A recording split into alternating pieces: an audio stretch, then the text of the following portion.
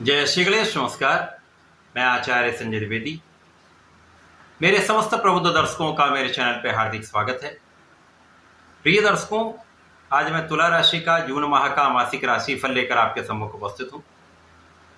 जून माह में जो ग्रहों की स्थितियां हैं तथा जो ग्रहों के परिवर्तन होंगे वो इस माह में आपको कितना लाभ देने जा रहे हैं, किन किन भाव में यहाँ पर प्रबलता आएगी, जो ग्रहों का परिवर्तन है वो आपको कितना लाभ देने वाला है, अथवा कहीं पर कोई समस्या है, कोई अवरोध है तो उसका क्या निराकरण है, संपूर्ण विश्लेषण मैं पूर्ण तरीके के साथ करने जा रहा हूं। प्रिय दर्शकों, इस राशिफल को आप अपने लग्न तथा राशि दोनों के अनुसार देख सकते हैं।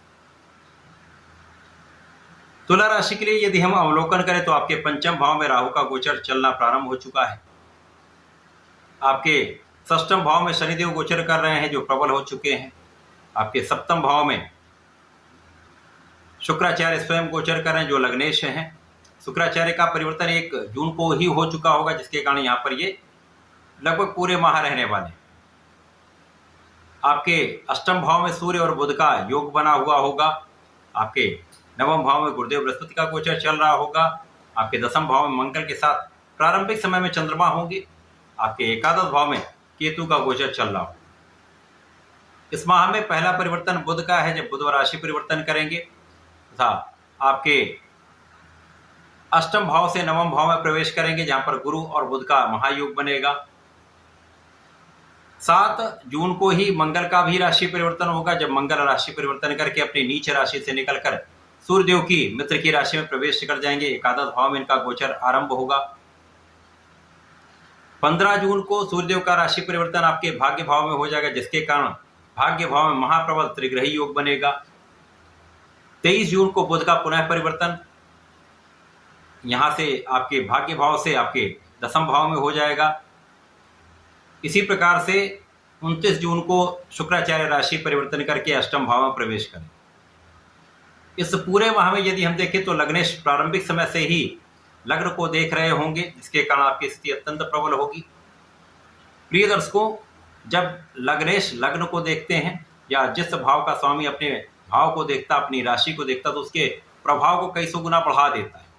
तो यहाँ पर आप बहुत आकर्षक होंगे, आपका सौंदर्य बढ़ेगा, आपके व्यक्तित्व में विस्तार हो जाएगा। साथ ही साथ यहाँ पर आप स्वस्थ भी रहेंगे, आपकी समस्याएं कम होंगी, आपकी मानसिक स्थिति बहुत अच्छी रहने वाली, आपके सोच का स्तर पहले से बहुत अच्छा रहने वाला है। अब यहाँ पर यद्यपि राहु का प्रभाव भी लग्न पर होगा, परंतु गुरु का प्रभाव भी लग्न पर है, जिसके कारण आप धैर्यवान भी होंगे, तो मन का विचलन इतना नहीं होगा, जिसके कारण आप सही डिसीजन ले पाएंगे, सही समय पर सही कार्य आप कर पाएंगे, जिसके कारण आपको लाभ की वृद्धि तय है। आपके भाग्य में पूरे वर्ष प्रबलता रहने वाली है, क्योंकि गुरुदेव का प्रभाव आपके भाग्य भाव में है।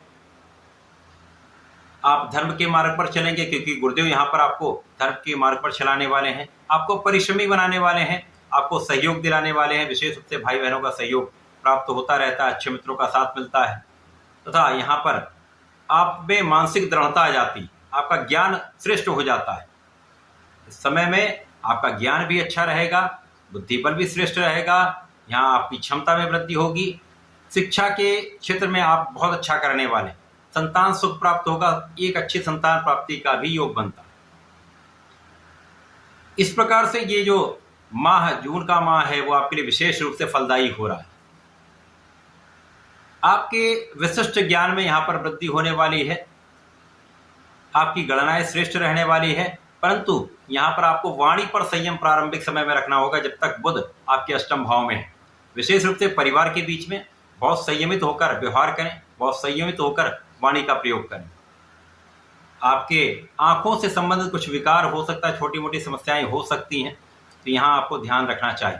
परंतु इस समय में धन की निरंतरता आपको प्राप्त होती रहेगी, धन का आगमन होता रहेगा, पिता से सहयोग मिलता रहेगा, पैतृक संपत्ति से आपको लाभ की प्राप्ति यहाँ पर हो रही।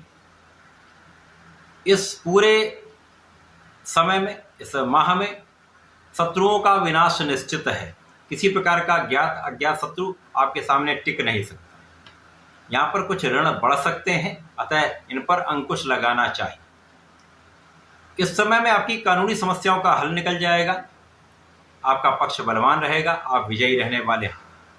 इसी प्रकार से इस समय में आपका षष्ठम भाव जो प्रबल है, इसके कारण आपके लिए नौकरी के भाव में प्रबलता आने का पूर्ण योग बन रहा है। नई नौकरी मिल सकती है अथवा नौकरी में नए अवसर आपको प्राप्त हो सकते हैं। इसी प्रकार से इस समय आपका परिश्रम आपके लिए संपूर्ण फलदायी होने वाला है। जब मंगल और चंद्रमा का प्रारंभिक समय में चंद्र मंगल योग आपके दसम भाव में होगा, तो दसम भाव में मंगल बहुत अच्छा फल देते हैं, दिग्बली होते, परंतु यहाँ पर ये नीच राशि में है, चंद्रमा के साथ इनका योग है। तो यहाँ पर धन का आगमन तो होगा, प्रॉपर्टी से लाभ तो होगा, लेकिन कहीं ना कहीं विवाद की स्थिति भी बनती है, कहीं ना कहीं से कुछ अवरोध की स्थिति भी बनती है। तो यहाँ पर सोच विचार कर कार्य करें। यदि आप विचारशील होकर निर्णय लेते हैं, कार्य करते, तो समस्याएं कम से कम।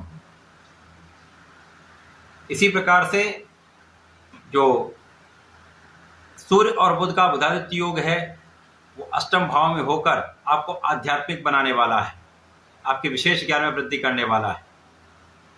जब बुध राशि परिवर्तन करके आपके भाग्य भाव में प्रवेश कर जाएंगे, तो यहाँ पर गुरु और बुध का महायोग बन जाएगा। अब यहाँ पर आपकी वाणी भी श्रेष्ठ हो जाएगी, बुद्धि कुशाग्र हो जाएगी, बुद्धि का बल, ज्ञान का स्तर आपका बहुत अच्छा रहने वाला है। आप शिक्षा में संपूर्ण सफलता की प्राप्ति करने वाले हैं। इसी प्रकार से इस समय में आपकी गणनाएं श्रेष्ठ हो जाएंगी। तो ये आपके लिए अत्यंत विशेष समय होने वाला है। अब क्योंकि बुध यहाँ पर शुक्र के मित्र भी है तथा आपके लिए भाग्य के स्वामी है, भाग्य के स्वामी का भाग्य के भाव में गोचर भद्र योग यहाँ पर बन रहा है, गुरु के साथ कुशाग्र योग बन रहा है। तो यहाँ पर पंच महापुरुष भद्र योग, जो आपके ज्ञान से, आपकी शिक्षा से, आपके कला क्षेत्र के ज्ञान से, आपकी गणनाओं की श्रेष्ठता से तथा व्यापारिक श्रेष्ठता से आपको बड़े लाभ मिलते हैं। तो यहाँ पर ऐसा होने वाला, जब मंगल राशि परिवर्तन कर लेंगे, एकादश भाव में जाएंगे तथा नीच राशि से मुक्त हो जाएंगे। यद्यपि यहाँ पर राहु के साथ इनका प्रभाव होगा, परंतु राहु पर ये अंकुश लगाएंगे, अंगारक दोष बनेगा, तो कहीं ना कहीं कुछ समस्याएं होंगी, कुछ मन का भटकाव हो सकता है, परंतु यहाँ पर आपका आत्मबल श्रेष्ठ रहेगा, आपकी ऊर्जा का स्तर बहुत अच्छा रहेगा, जिसके कारण आप समस्त समस्याओं से पार पाते हुए अपने क्षेत्र में लाभ लेने वाले हैं। यहाँ आपके धन का स्तर पहले से बहुत अच्छा हो जाएगा, लाभ की वृद्धि निश्चित है। इस समय में आप अपने सोचे हुए कामों को संपूर्ण कर पाएंगे। अब जब सूर्यदेव भी भाग्य भाव में पहुंच जाएंगे, तो ये एक विशिष्ट संयोजन बन जाएगा। आपके भाग्य भाव में महाप्रबल भद्र योग, कुशाग्र योग, बुधादित्य योग बन जाएगा। तो तुला राशि के लिए तो अत्यंत श्रेष्ठ समय आने वाला है, जब जून माह में भाग्य का संपूर्ण साथ, परिश्रम का संपूर्ण लाभ, आपके क्षेत्र में आप विशिष्ट रहेंगे, आपके क्षेत्र में आप सर्वश्रेष्ठ लाभ लेंगे तथा इस समय में जो भी आप काम करेंगे उसमें आपको सफलता मिलेगी। आपका नेतृत्व बहुत अच्छा रहने वाला है। आप जब बुद्धि का बल भी श्रेष्ठ होगा तथा यहाँ वाणी की चतुरता आ जाएगी, तो आप किसी भी कार्य को बहुत सही ढंग से संपादित कर पाएंगे। अब यहाँ पर लाभ के स्वामी सूर्यदेव हैं, भाग्य के स्वामी बुध हैं, तो विशेष योग बन जाता है। यहाँ पर कई लाभ मिलने लगते हैं, एक से अधिक स्रोतों से, एक से अधिक सोर्सेस से आपको लाभ प्राप्त होने लगता है। तो ये अत्यंत श्रेष्ठ योग बन रहा है। जब बुध पुनः परिवर्तन करके आपके दसम भाव में जाएंगे, तो यहाँ पर चंद्रमा की राशि है, जहाँ पर बुध बहुत अच्छा फल नहीं देते, परंतु ये केंद्र का भाव है, जिसके कारण यदि यहाँ पर आप अपनी बुद्धि का सही उपयोग करते रहते हैं, वाणी का सही प्रयोग करते हैं, तो व्यापारिक उन्नति निश्चित है। आपके कला क्षेत्र के भाव में विशेष उन्नति का योग दिखता है, जहाँ पर नए अवसर, बड़े कॉन्ट्रैक्ट प्राप्त हो सकते हैं। जनता के बीच में आप विशेष रूप से प्रभावी रहने वाले हैं, लोगों के बीच में विशेष रूप से आपका मान सम्मान बढ़ सकता है। अब जब शुक्राचार्य अष्टम भाव में जाएंगे, 29 जून को ये परिवर्तन होगा, तो अष्टम भाव में शुक्राचार्य बहुत निर्बल नहीं है, परंतु यहाँ पर शुक्राचार्य का प्रभाव, अब क्योंकि लग्न के स्वामी कुछ छोटे मोटे रोग दे सकता है, पेट से संबंधित कुछ समस्याएं हो सकती हैं। जो लोग एडिक्शन में हैं, व्यसन में हैं, तो यहाँ पर पूर्ण नियंत्रण रखना चाहिए। किसी प्रकार के एडिक्शन से बचें, खाने पीने पर पूर्ण नियंत्रण रखें, अपने जीवन शैली को नियंत्रित रखें। किसी प्रकार का भोग विलास कष्ट का कारण बन सकता है। अब यहाँ पर स्वयं की राशि में होंगे और अष्टम भाव है। यदि यही आपने सही अपने बुद्धि का उपयोग कर लिया, अपने ज्ञान का सही उपयोग आपने कर लिया और अपने मार्ग को आपने केंद्रित रखा, अपने लक्ष्य पर आपने केंद्र बना के रखा, तो कहीं पर कोई बड़ी समस्या नहीं होगी। यहाँ धन की निरंतरता आपको प्राप्त होगी, परिवार का पूर्ण सहयोग भी मिलेगा और परिवार से आपको लाभ भी प्राप्त होगा। इस पूरे माह में आपको नियमित रूप से भगवान भोलेनाथ की आराधना करनी चाहिए, नमः शिवाय पंचाक्षर मंत्र का जप करना चाहिए तथा गणपति जी का बुधवार को पूजन करें, लड्डू का भोग लगाएं, बेलपत्र तथा हरी दूर्वा का अर्पण करेंगे तो विशेष लाभ यहाँ पर प्राप्त होते हैं। साथ ही साथ यहाँ पर गणपति स्तोत्रम का पाठ कर लें, संपूर्ण रूप से आपके काम बनेंगे, समस्याएं दूर होंगी, समय का समुचित उपयोग आप कर पाएंगे। तो ऐसा करके इसका लाभ लें। धन्यवाद, नमस्कार।